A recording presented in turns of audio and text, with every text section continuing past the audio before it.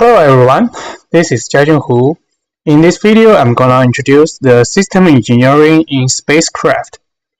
First of all, let's review the background of spacecraft development. Well, before the 20th century, exploring space was largely a flight of fantasy. Most people could not imagine how to build a spacecraft. Some science fiction authors and reporters during that time failed to understand the nature of a spacecraft's motion. So that resulted in the idea of lighter-than-air travel for explaining spacecraft. People think only they need to become lighter than air, then they can enter the space. Therefore, the idea caused the space fear in people. Then, at the turn of the 20th century, a Russian teacher, K.E. Tsiolkovsky, he laid the foundation stone for rocketry by providing insight into the nature of propulsive motion. In 1903, he derived an important equation, the ideal rocket equation, which is here. The equation indicates that a clear direction about exploring outer space to scientists. After half century, in 1957, the first Russian satellite, Sputnik 1, successfully launched. 1 year after, the first American satellite, Explorer 1, also launched, which means the beginning of American space science. After these two events, the spacecraft engineering starts. Okay, next, let me introduce what is the system engineering. So the system engineering is an interdisciplinary field of engineering and engineering management that focuses on how to design and manage complex systems. For example, the spacecraft systems. Well, the system engineering also ensures that all likely aspects of a project or system are considered and integrate them into a whole. So, usually, the system engineering will derive a complex system into various subsystems, so we can check the different subsystems separately. And then, after all the check, we can integrate them into a whole project. So why we are using the system engineering? So the purpose of using system engineering is to find problems and to solve them. For a complex system, if we don't divide it into several subsystems, when the problem occurs, we will not easily to find out which exactly part is to cause the problem, because it is too complex and there are so many parts. However, when we're using the system engineering to clearly divide the complex system into subsystems, we can find out which subsystems have the problem, and from these subsystems, we can figure out what is the exactly part that caused the problem and test it or just replace it. So we can figure out the problem and solve it. Besides that, when we're using the system engineering to deal with a complex system from beginning, at the beginning, we divided the whole complex system into different subsystems. From that, we can do the whole project more effective and professional, because we can give a specific subsystem to a team that have a lot of professors, members in that area. Well, Let's focus on the spacecraft now. So what are the subsystems in the spacecraft? This is a NASA's picture that explain what is the subsystems in the spacecraft engineer. According to the NASA, there are these lot subsystems. There are electrical power subsystem, the structure subsystem, and the temperature control systems, and attitude and articulation control subsystem. We can uh, integrate these two as a control subsystem. And then the command data and data storage subsystem, the telecommunications subsystems, and the radar subsystem, and the propulsion subsystem. So we will discuss each subsystem separately.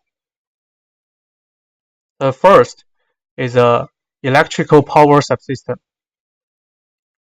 The electrical power subsystem in spacecraft system engineering is the most fundamental requirement for any spacecraft. So the power system failure necessarily results in the loss of a space mission, and it is interesting to note that many of the early satellite systems failed due to such a loss. According to the data collected by Landis, this is his result. But from the picture, there were 64 incidents that satellite failures. The satellite fails related to power during 1991 to 2006. These power system related failures result in over $4.4 billion worth of failures. So we can see that the electrical power subsystem is very important. Well, after using the system engineering method, people figure out so much failures is because of the electrical power. So the scientists found that the electrical power subsystem is the heart of any space project, and they're doing a lot of research on electrical power subsystem. The scientists figure out the relation image between required output, electrical output, and mission duration is in the image. So it's clear to say that for what kind of mission and it requires what kind of how many electrical output, and then we are choosing exactly the power system.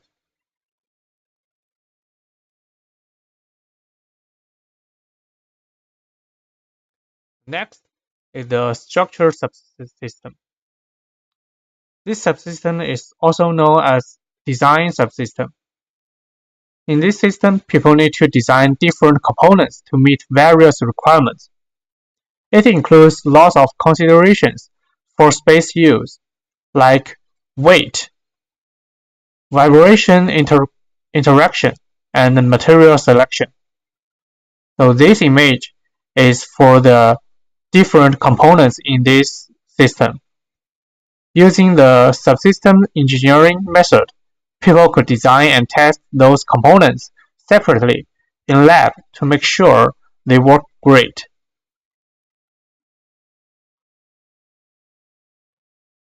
Control system includes temperature control and attitude control. The temperature control subsystem is for making sure each element on the spacecraft can work properly, that they are working in the proper temperature.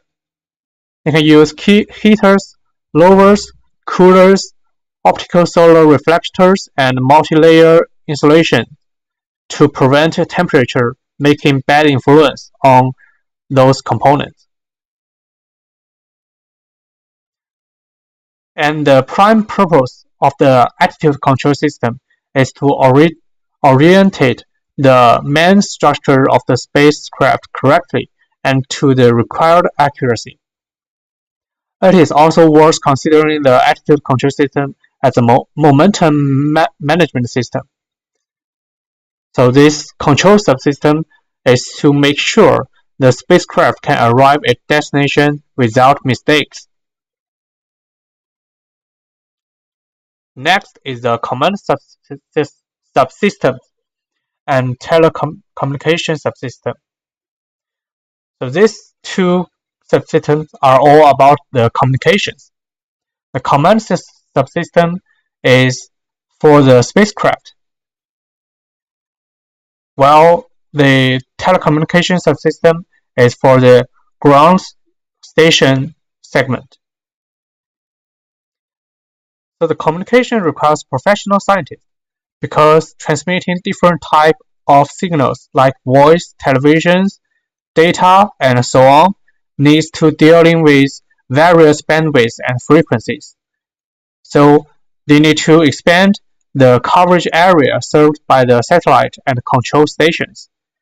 They also need to eliminate the noise and improving the connectivity between different channels and traffic roads.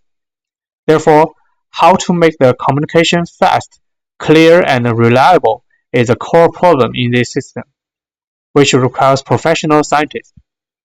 So we divide this into a subsystem and give it to the professional team to handle the problem. The propulsion subsystem is mainly about the power supply and timing control. So in this system, we need to figure out what kind of material or fuel needs to be used and when to use it. This subsystem is almost the rocket part, so which can be dealt with individually. So we can build our spacecraft and the rocket at the meantime. So dividing this subsystem from the whole spacecraft project can save time and speed up the project process. So after finish all those subsystems, the most challenging part is to assemble components, integrate subsystems, and verify the whole project. So they are assembly, integration, and verification. For the mechanically hardware components from different suppliers, the system engineering method requires people to assemble those large or small parts together so they can become the basic modules in the spacecraft structures.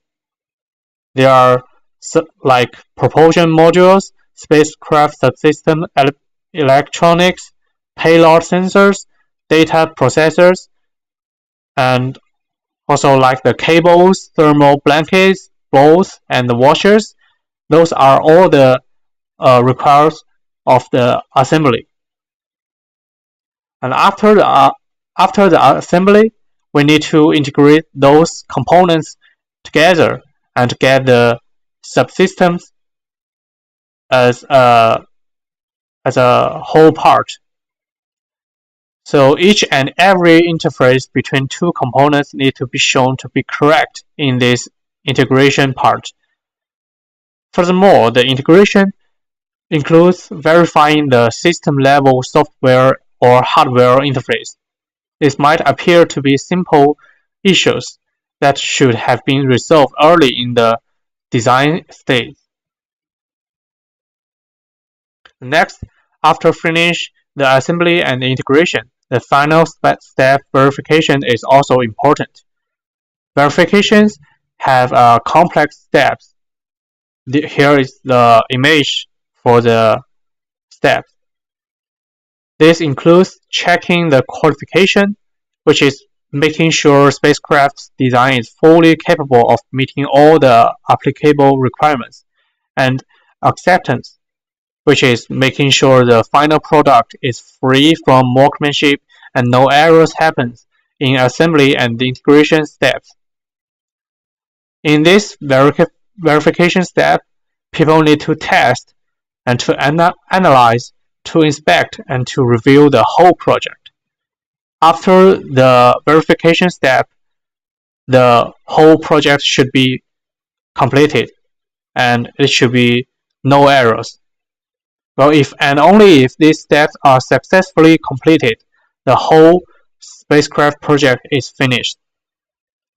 So that is the system engineering in spacecraft.